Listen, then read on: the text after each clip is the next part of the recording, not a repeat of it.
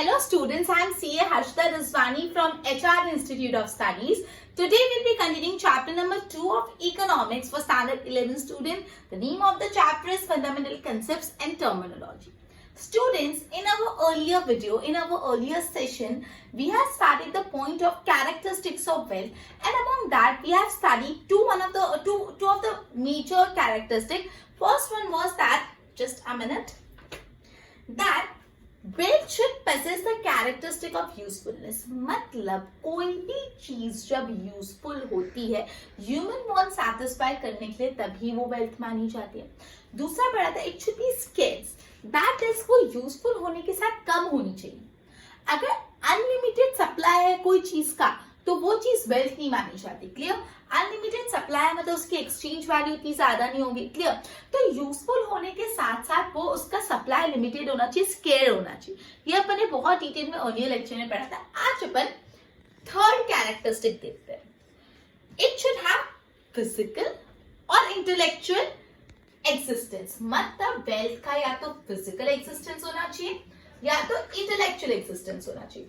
Physical मतलब you know कि that you can touch your physical existence, और intellectual existence मतलब क्या होता है? mental, right? So okay, तो wealth should have an existence which can be exchanged. मतलब wealth कुछ exist करना चाहिए. या तो physically कोई wealth होना चाहिए. physical wealth मतलब क्या? अगर मेरे पास एक घर है तो वो मेरा physical wealth है. घर आपको दिखता है ना. इंटेलेक्चुअल वेल्थ मतलब क्या हो गया? मेरे में बहुत नॉलेज है. फॉर एग्जाम्पल मेरे को बहुत सारी चीजें पता है, कैसे क्या होती है, अलग अलग साइंटिफिक प्रिंसिपल्स और ये सारी चीजें पता है. तो वो कैसी वेल्थ होगी? इंटेलेक्चुअल वेल्थ होगी. So both the case existence है, या तो फिजिकली या तो इंटेलेक्चुअली. एग्जिस्टेंस तो है ना. तो यही बात बोला है कि वेल्थ का या तो फिजिकल एग्जिस्टेंस होना चाहिए या तो इंटेलेक्चुअल एग्जिस्टेंस होना चाहिए. क्लियर? और ये एग्जिस्टेंस को हम एक्सचेंज कर पानी चाहिए. क्लियर? ये एग्जिस्टेंस को एक्सचेंज, अगर मेरे पास घर है, अगर मुझे घर किसी और से एक्सचेंज करना है, बेचना है या कुछ करना है, पैसे लाने हैं या कुछ और लेना है, सो आई कैन डू दैट. मेरी इंटेलेक्चुअल में आपको दे रही है ना, I am earning money, I can do that. Right? So basically wealth का एग्जिस्टेंस होना चाहिए. That existence could be physical and that could be intellectual. और वो एग्जिस्टेंस आप कैसे क्या कर पानी चाहिए? एक्सचेंज. Is it clear? चलो मुझे बताओ कैसे एग्जिस्टेंस होना चाहिए. Yes, it is physical and the second one is intellectual. Very good, nice. आगे, अब द एबिलिटी टू अंडरस्टैंड, कोई चीज समझने की क्षमता, ability.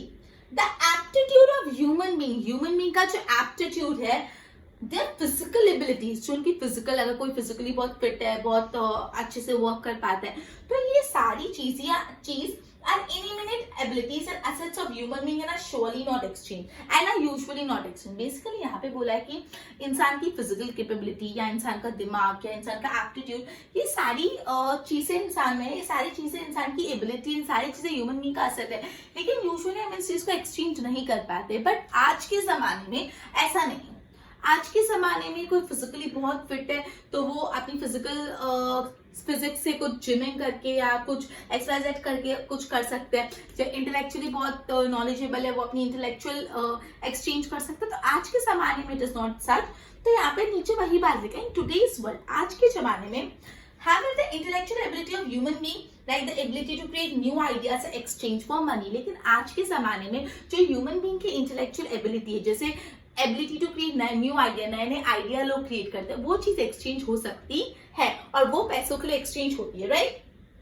Hence, intellectual ability to create novel ideas and good is called wealth. तो यहाँ पे बोला है कि किसी में बहुत इंटेलेक्चुअल एबिलिटी है अलग अलग आइडियाज क्रिएट करने के लिए, तो वो क्या बना जाता है? वो वेल्थ माना जाता है, बिकॉज उसका इंटेलेक्चुअल एग्जिस्टेंस और उसको एक्सचेंज कर सकते हैं. Clear? Yes, the ability of scientists to think is a quality and not wealth, but the novel idea created by scientists is wealth. यहाँ पे बोला है एक साइंटिस्ट है, साइंटिस्ट के पास एबिलिटी है, जस्ट अ मिनट, यस, एक साइंटिस्ट है, साइंटिस्ट के पास एबिलिटी टू थिंक, साइंटिस्ट के पास ये क्षमता है कि वो बहुत सोच सकता है. तो वो उसकी वेल्थ नहीं है, लेकिन हाँ वो उसकी क्वालिटी है.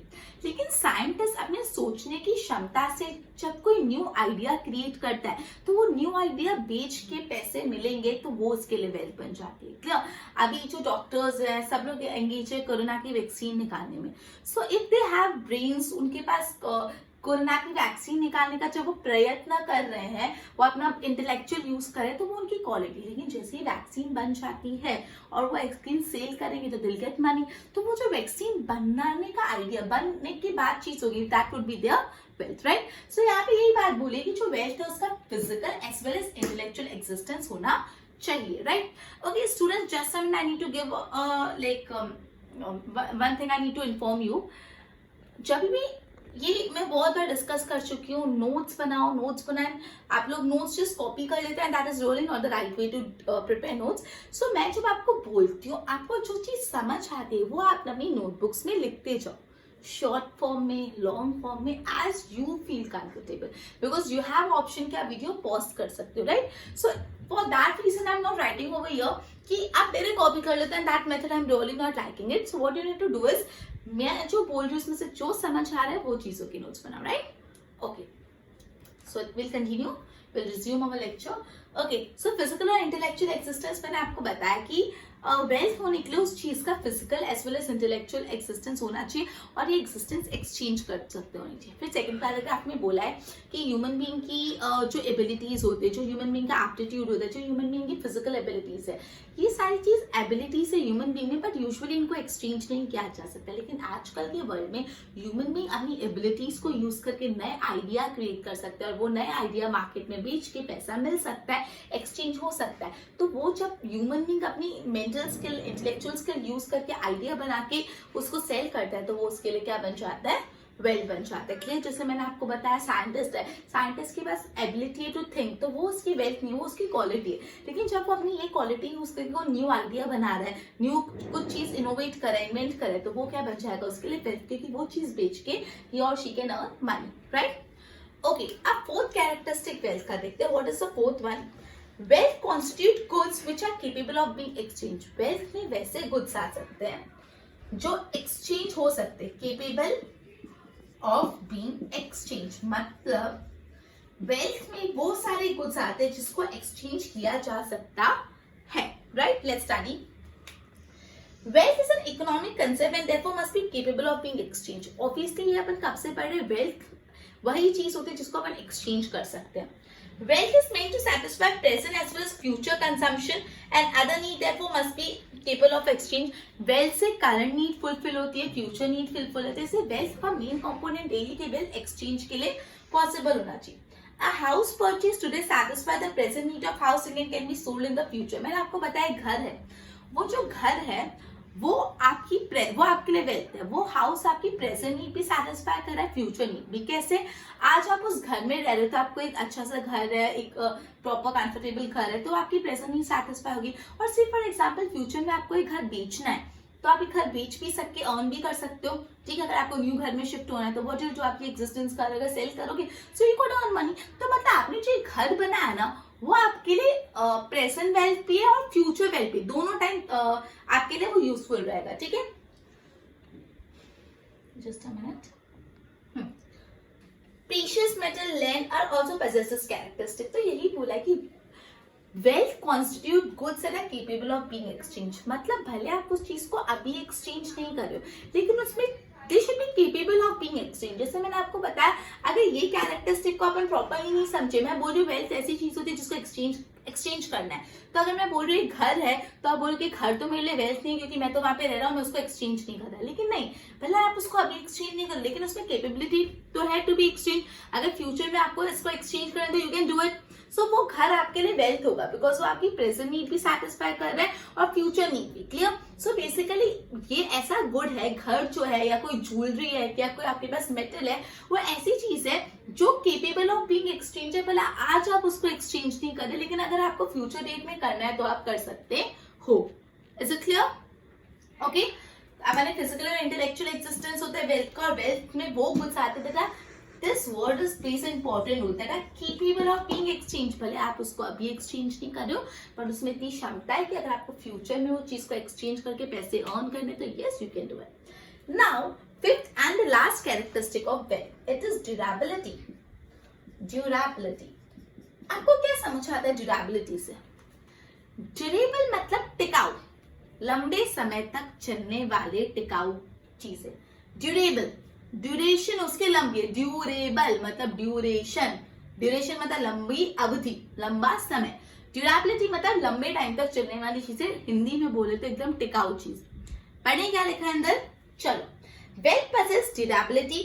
Durable goods can be used for future exchange and for satisfying future needs, therefore became wealth. बोला ड्यूरेबल गुड्स है ना, ऐसे नहीं कि वो आज आप उसको यूज करोगे फिर खत्म, नहीं, वो आप उसको फ्यूचर में भी एक्सचेंज कर सकते हैं, इसलिए ड्यूरेबल गुड्स आपकी फ्यूचर नीड सेटिस्फाई कर सकता है, इसलिए वो वेल्थ है। Clear? Goods which perish after single use cannot be used for future transaction, that are not wealth. Important, understand. जो ऐसे गुड्स होते हैं जो एक बार ही आप यूज कर सकते हो, उसके बाद आप उसको यूज ही नहीं कर पाओगे फ्यूचर में, तो क्या वो आपकी वेल्थ है?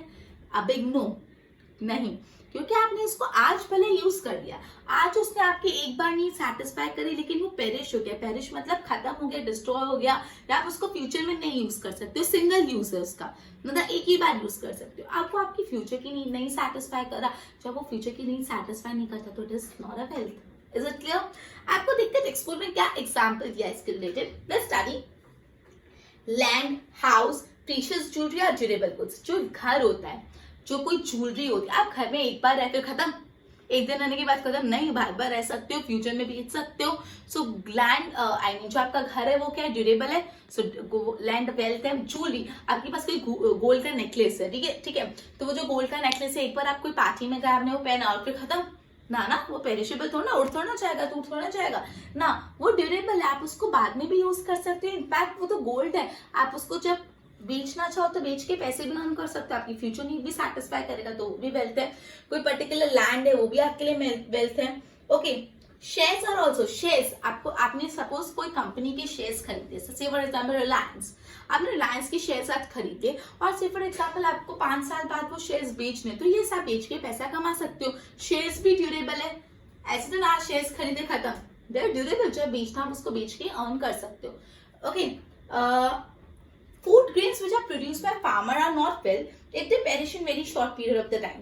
तो बोला फूड ग्रेन्स जो होते हैं, फार्मर्स फूड ग्रेन प्रोड्यूस करता है, अगर वो फूड ग्रेन्स बहुत जल्दी खराब हो जाते हैं, पेरिश हो जाते हैं, तो वो वेल्थ नहीं मानी जाएंगे फार्मर्स के लिए, बिकॉज फार्मर उसको लंबे समय तक नहीं रख सकता और फ्यूचर नीड नहीं सेटिस्फाई करता, और जब भी कोई गुड्स फ्यूचर नीड नहीं सेटिस्फाई करता वो वेल्थ नहीं माना जाता।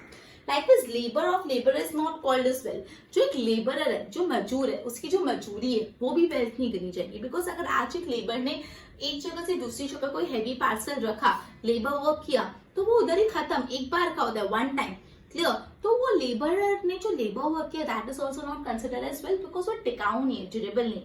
Okay, Having food grains can be stored in cold storage for a long time. अब देखो एक ट्विस्ट यहाँ पे, अगर एक फार्मर ने फूड ग्रेन्स का प्रोडक्शन किया और फार्मर्स ने वो फूड ग्रेन को कोल्ड स्टोरेज में स्टोर करके रख दिया और धीरे धीरे उसको बेच के पैसे कमा रहा है, तब वो फूड ग्रेन फार्मर के लिए वेल्थ हो जाएगी, क्योंकि फार्मर ने फूड ग्रेन को स्टोर करके रखा, अब वो फूड ग्रेन पेरिशेबल नहीं रहे, अब वो फूड ग्रेन कैसे हो गए, ड्यूरेबल हो गए, लंबे समय तक वो फूड ग्रेन को यूज कर सकते हो। Is it right? तब वो उसके लिए क्या हो गया, वेल्थ हो गया। Okay, hence new technology can redefine wealth, तो यही बोला, अगर टेक्नोलॉजी बदल के तो वेल्थ की डेफिनेशन भी बदल जाती। वही फूड ग्रेन्स जो पहले फार्मर्स के लिए वेल्थ नहीं थे, पहले वही फूड ग्रेन फार्मर्स के लिए पेरिशेबल थे, ड्यूरेबल नहीं थे, लेकिन नई टेक्नोलॉजी आने के साथ, कोल्ड स्टोरेज की टेक्नोलॉजी आने के साथ, वही सेम फूड ग्रेन फार्मर्स के लिए वेल्थ बन गए। तो नई टेक्नोलॉजी आके वेल्थ की डेफिनेशन बदल गई। तो ये बहुत कॉमन क्वेश्चन है कि how technology can redefine wealth, क्या टेक्नोलॉजी वेल्थ को रीडिफाइन कर सकती है?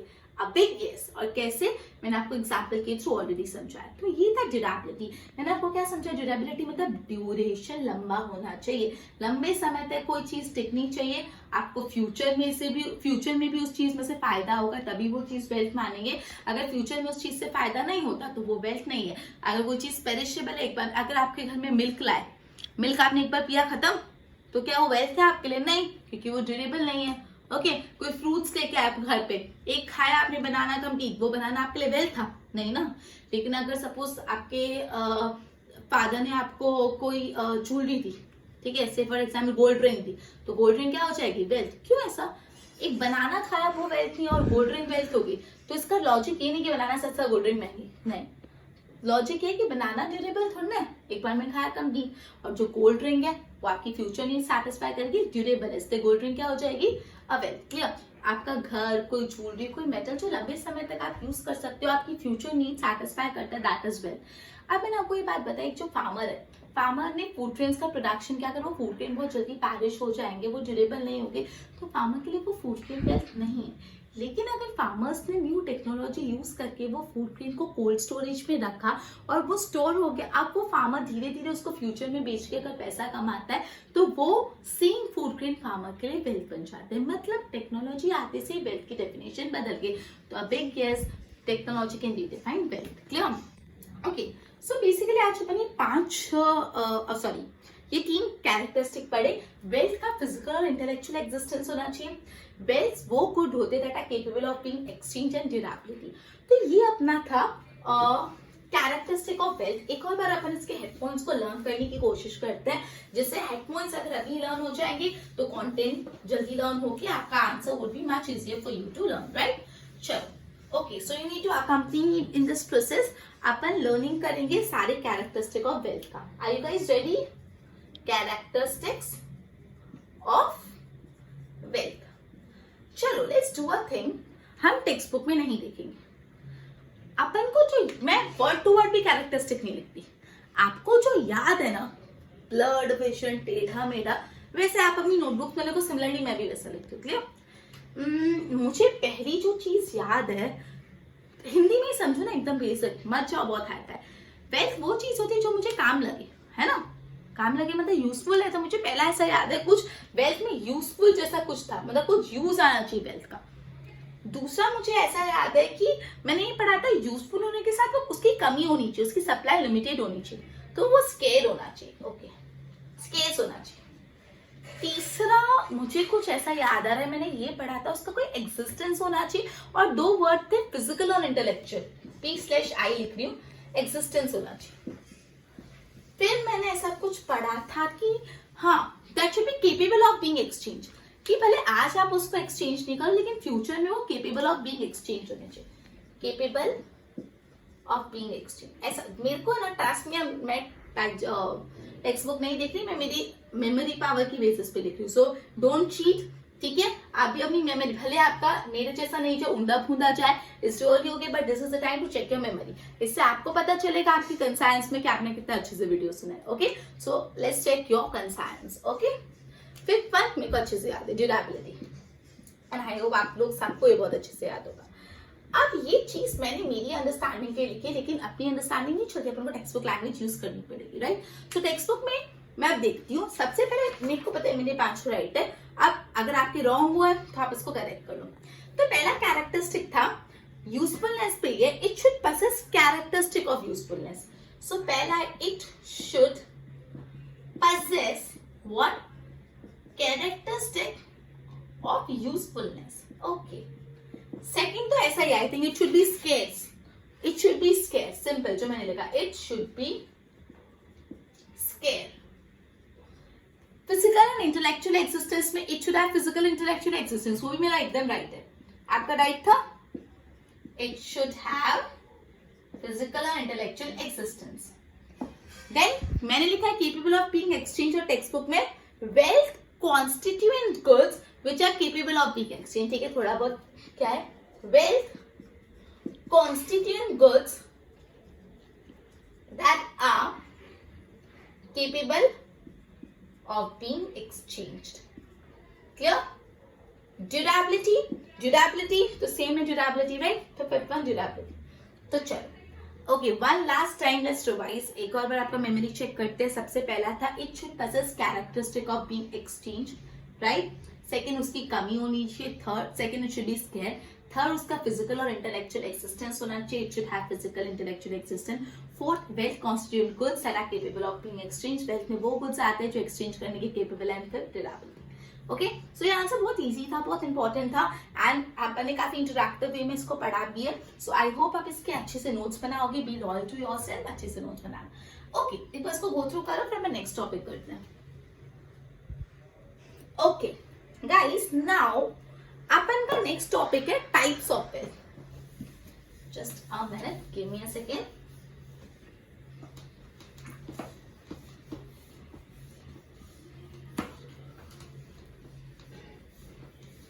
Okay, students, next topic for the discussion today is types of wealth. Okay, so wealth can be classified as individual wealth, societal wealth, national wealth, international wealth. wealth को दो हिस्सों में बांटा है. पहला बोला इंडिविजुअल वेल्थ या तो सोसाइटियल वेल्थ, दूसरा बोला है नेशनल वेल्थ और international wealth. Okay, so we will start with this individual wealth, societal wealth. चलो ना एक काम करो, पढ़ते हैं टेक्स्ट बुक में, उससे पहले अपना अपना दिमाग यूज करते हैं. जो इतना इसमें यूज करने की जरूरत भी नहीं है. इसमें ना बहुत चैप्टर में बहुत इजी से ऐसा है कि कॉमन ब्रेन से भी काम चलता है. इंडिविजुअल वेल्थ, सोसाइटल वेल्थ क्या होता होगा? इंडिविजुअल वेल्थ मतलब खुद की वेल्थ, सोसाइटल मतलब जो पूरी सोसाइटी ओन्ड वेल्थ होती है. नेशनल वेल्थ मतलब अपनी कंट्री की वेल्थ, इंटरनेशनल वेल्थ मतलब पूरे वर्ल्ड की वेल्थ. अपन को तो ऐसे ही समझ आ गया, but still text book read करते क्या पता कुछ नया आ जाए. Right, let's start. Individual wealth और societal wealth. Wealth under the ownership of individual and meant for private consumption is called individual wealth. मतलब वैसी वेल्थ जो इंडिविजुअल की ओनरशिप में, मतलब सपोज ये बोर्ड किसकी ओनरशिप में? मेरी ओनरशिप में. तो ये मेरा क्या हो गया? इंडिविजुअल वेल्थ हो गया. वेल्थ तो है ना, मेरे को फ्यूचर में भी यूज आएगा, ड्यूरेबल भी है. क्लियर? सो बेसिकली कोई भी चीज जो, जैसे चलो बोर्ड चलो, घर जिस घर में मैं रह रही हूँ ये मेरा इंडिविजुअल वेल्थ है. क्यों इंडिविजुअल वेल्थ है? क्योंकि मेरी इंडिविजुअल ओनरशिप में है एंड मेरे प्राइवेट कंजम्पशन के लिए कोई भी नहीं आ जाएगा. आज हमको रहना है तो हमारा पब्लिक कंजम्पशन है. No. So basically individual wealth आपको समझ तो आ गया होगा, लेकिन लर्निंग पर्पस के लिए दो वर्ड बहुत इंपॉर्टेंट है. तो individual ownership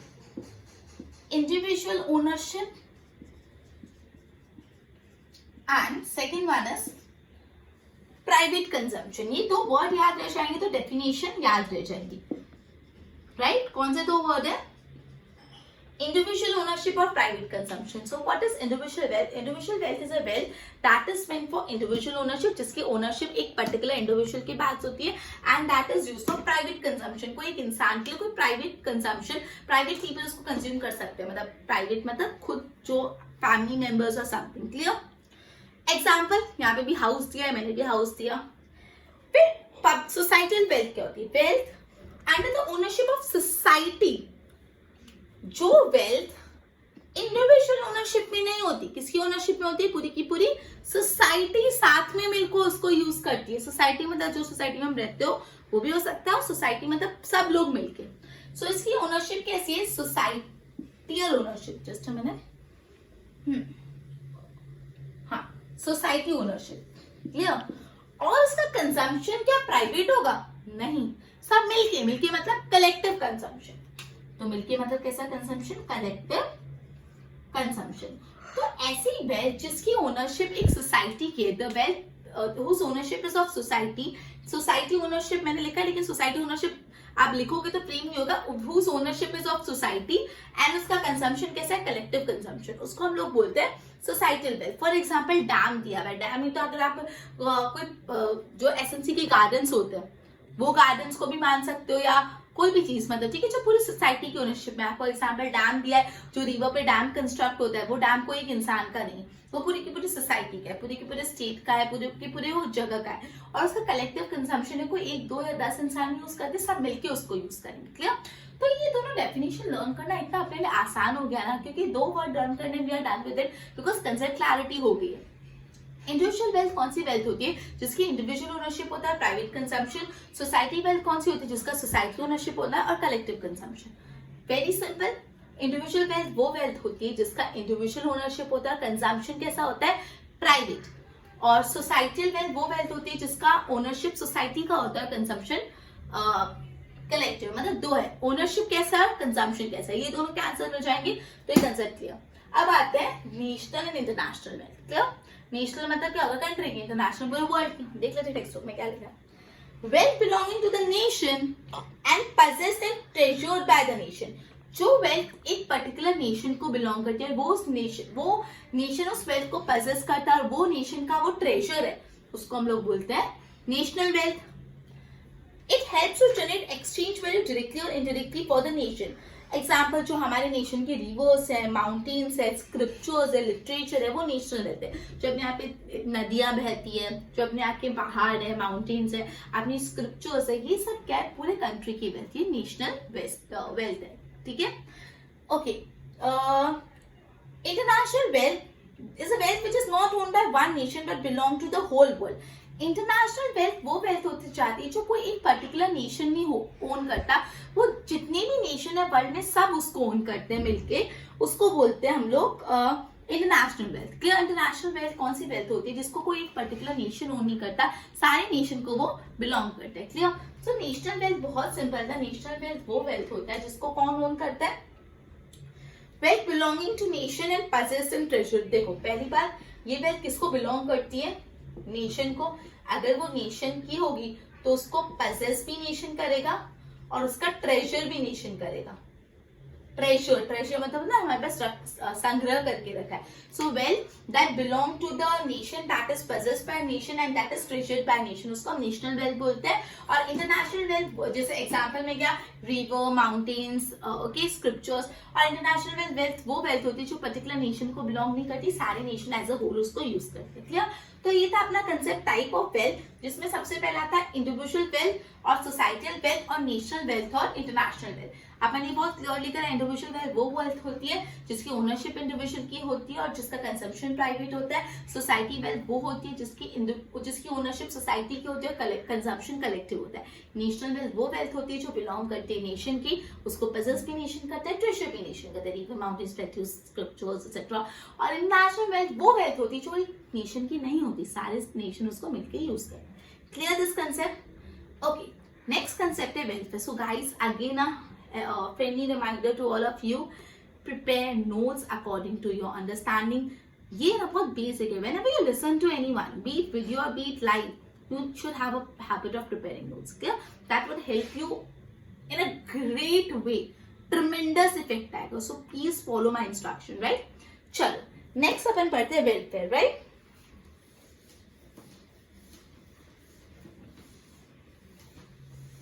Okay, the next topic is welfare, right? Wealth and welfare अपन पढ़ रहे थे, जिसमें वेल्थ का अपन ने बहुत अच्छे से डिस्कशन किया, meaning of wealth, characteristic of wealth, ये टाइप्स ऑफ वेल्थ, ये सारे टॉपिक अपन ने देखे. सो ये सारे टॉपिक बहुत इंपॉर्टेंट है. Characteristic of wealth, type of wealth 2 mark में पूछ सकते हैं, कैरेक्टरिस्टिक ऑफ वेल्थ 3 मार्क में पूछ सकते हैं, राइट? करेक्ट स्टूडेंट, और बहुत मार्क्स स्कोरिंग है. नेक्स्ट है वेलफेयर. वेलफेयर क्या होता है? वेलफेयर मतलब अगर आप समझो ना तो आपकी लाइफ इंप्रूव करना. वेलफेयर मतलब अलग अलग तरीके से लाइफ इंप्रूव करना, मतलब लाइफ का एनहांसमेंट होना, लाइफ का स्टैंडर्ड ऑफ लिविंग बढ़ना, ओवरऑल इंप्रूवमेंट. जो ओवरऑल इंसान की लाइफ का इंप्रूवमेंट होता है कि स्टैंडर्ड ऑफ लिविंग बढ़ रहा है, उसकी लाइफ की क्वालिटी एनहांस हो रही है, अच्छे से कोई इंसान जी रहा है, हाई स्टैंडर्ड वाइज लाइफ जी रहा है. सो जब मैं बोल रही हूँ वेलफेयर मतलब क्या होता है, जब स्टैंडर्ड ऑफ लिविंग बढ़ रहा है, स्टैंडर्ड ऑफ लिविंग बढ़ता है, लाइफ सिचुएशन एनहांस होती है, enhancement of life situation, enhancement of life situations, मतलब जब ओवरऑल डेवलपमेंट होता है, ओवरऑल डेवलपमेंट होता है, overall state of improvement, overall क्या होता है, सॉरी डेवलपमेंट नहीं, ओवरऑल इंप्रूवमेंट होता है, तो उसको हम लोग बोलते हैं वेलफेयर. मतलब वेल्थ में अपन ने पढ़ा था कि वेल्थ मतलब कोई चीज ऐसी होनी चाहिए जो कम है, जो यूजफुल है, जिसका एक्सिस्टेंस है, जो केपेबल ऑफ बीइंग एक्सचेंज है, जो ड्यूरेबल है. लेकिन वेलफेयर सिर्फ इतना बोलता है, वेलफेयर मतलब overall improvement of the life quality. Life की क्वालिटी ओवरऑल जब इंप्रूव होती है in terms of standard of living या in terms of enhancement of life situations, तो उसको हम लोग वेलफेयर बोलते हैं. क्लियर? अब ये जो वेलफेयर है ना, all human being, economic, non economic and ultimately all human activity. Okay, जितनी भी ह्यूमन बीइंग एक्टिविटी कर रहा है वो इकोनॉमिक एक्टिविटी कर रहा है या नॉन इकोनॉमिक एक्टिविटी कर रहा है, उन सब एक्टिविटी का अल्टीमेट पर्पस क्या है, टू इम्प्रूव द लाइफ. अगर कोई इकोनॉमिक एक्टिविटी कर रहा है, ज्यादा पैसे अर्न करेगा तो ऑब्वियसली उसकी लाइफ का स्टैंडर्ड इंप्रूव होगा. कोई नॉन इकोनॉमिक एक्टिविटी, कहीं चैरिटी कर रहा है, कहीं डोनेशन कर रहा है, तो इससे उस चीज को, उस इंसान को लगता है या वो उस इंसान की लाइफ की वैल्यूज और एथिक्स बढ़ रहे हैं, तो उस एक्टिविटी से उस इंसान की लाइफ क्वालिटी बढ़ रही है। मतलब कोई भी एक्टिविटी कोई भी इंसान करता है, इकोनॉमिक एक्टिविटी करता है, नॉन इकोनॉमिक एक्टिविटी, उसका मेन मोटिव क्या होता है, अपनी लाइफ को इंप्रूव करना, राइट। ओके, अब वेलफेयर को अगर आपको क्वांटिटी में मेजर करना है, क्वांटिटेटिवली, तो in the context of growth बोल सकते हो। क्वालिटेटिवली मेजर करना है तो वो डेवलपमेंट होता है। मतलब बोला है, अगर आपको वेलफेयर को क्वांटिटी वाइज मेजर करना है क्वांटिटेटिवली, तो वेलफेयर मतलब को हम बोल सकते हैं इन टर्म्स ऑफ ग्रोथ होना, क्वांटिटी मतलब ग्रोथ, और क्वालिटी वाइज करना है तो डेवलपमेंट। क्लियर। अब वेलफेयर को आप दो पॉइंट ऑफ व्यू से समझोगे, individual welfare and collective welfare. Okay, again ये वेलफेयर को मैं यहाँ लिख देती, चलो रुको मैं रब कर देती हूँ। क्या बताया मैंने, वेलफेयर में ओवरऑल इंप्रूवमेंट होता है, कोई भी इंसान कोई भी ह्यूमन एक्टिविटी करता है, उसका पर्पस होता है इकोनॉमिक बेनिफिट लेना या नॉन इकोनॉमिक बेनिफिट लेना।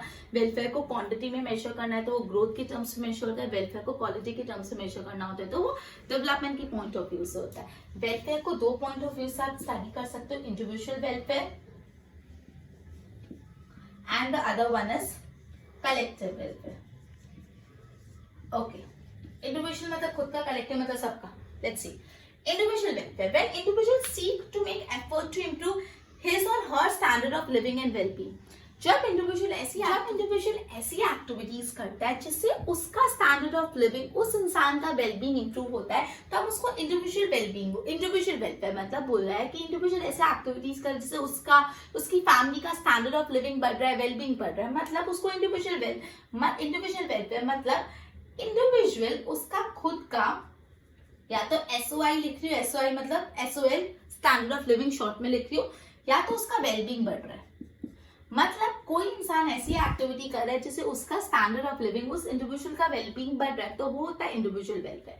Societal welfare, when the nation और government seek to improve growth and development, मतलब जब अपनी गवर्नमेंट ऐसे एफर्ट डालती है जैसे पूरे कंट्री का ग्रोथ और डेवलपमेंट हो, तो उसको हम कलेक्टिव वेलफेयर बोलते हैं। मतलब जो गवर्नमेंट है वो गवर्नमेंट ऐसी एक्टिविटीज कर रहे हैं जैसे पूरी कंट्री का वेलबींग हो, पूरी कंट्री में ग्रोथ और डेवलपमेंट हो, तो उसको हम लोग बोलते हैं कलेक्टिव वेलफेयर। मतलब कलेक्टिव वेलफेयर गवर्नमेंट या तो नेशन करते हैं, G/N गवर्नमेंट और नेशन करते हैं पूरे कंट्री के GND के लिए, growth and development. Very simple, individual welfare वो वेलफेयर होता है जहां पे इंडिविजुअल खुद के स्टैंडर्ड ऑफ लिविंग, खुद के वेलबींग के लिए काम करता है, उसको इंडिविजुअल वेलफेयर। कलेक्टिव वेलफेयर मतलब जब स्टेट और नेशन कंट्री के ओवरऑल ग्रोथ और डेवलपमेंट के लिए वर्क करते हैं, उसको हम लोग बोलते हैं collective welfare. Is it clear? Okay, next topic है relation between wealth and welfare. Relation between wealth and welfare पढ़ने से पहले ये मैं वापस रिवाइज करा रही हूँ। वेलफेयर मतलब क्या होता है, जब इंडिविजुअल की स्टैंडर्ड ऑफ लिविंग, इंडिविजुअल का लाइफ सिचुएशन का एनहांसमेंट होता है, मतलब इन एनी वे जब इंडिविजुअल की लाइफ का ओवरऑल इंप्रूवमेंट होता है, हम उसको वेलफेयर बोलते हैं। ह्यूमन बीइंग कोई भी एक्टिविटी करते हैं, वो क्यों करते हैं, वो एक्टिविटी इकोनॉमिक हो कि नॉन इकोनॉमिक, क्यों करते हैं, क्योंकि उनको अपना वेलफेयर इंक्रीज करना होता है, उनको अपनी क्वालिटी ऑफ लाइफ इंप्रूव करनी होती है। अब मुझे बताओ वेलफेयर कितने प्रकार के होते हैं।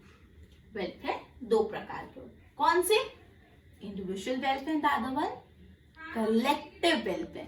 इंडिविजुअल वेलफेयर कब होता है, जब इंसान खुद का स्टैंडर्ड ऑफ लिविंग, खुद के वेलबींग के लिए वर्क करता है, that is known as individual welfare, correct. And what is collective welfare? Collective welfare means when the nation और state work for the overall growth and development of the country. पूरे country के growth और development के लिए जब government काम करती है, कोई एक इंसान के लिए नहीं, पूरे ग्रोथ और पूरे कंट्री के ग्रोथ और डेवलपमेंट के लिए, yes that is collective development. Clear? Sorry, collective welfare. तो ये था वेलफेयर का टॉपिक। अपना नेक्स्ट टॉपिक है ये वेल्थ और वेलफेयर में रिश्ता क्या है, क्या रिलेशनशिप है वेल्थ और वेलफेयर में। अपने पूरा वेल्थ पढ़ा, पूरा वेलफेयर पढ़ा, ये दोनों किस तरह से एक दूसरे से कनेक्टेड है वो पढ़ना इंपॉर्टेंट है। ओके, सो एक बार मैं इसको रैप करती हूँ और फिर अपन इसको समझते हैं। चल देन मैं रैप करूँ, आप एक बार रीड करो content, right? Just give me a second.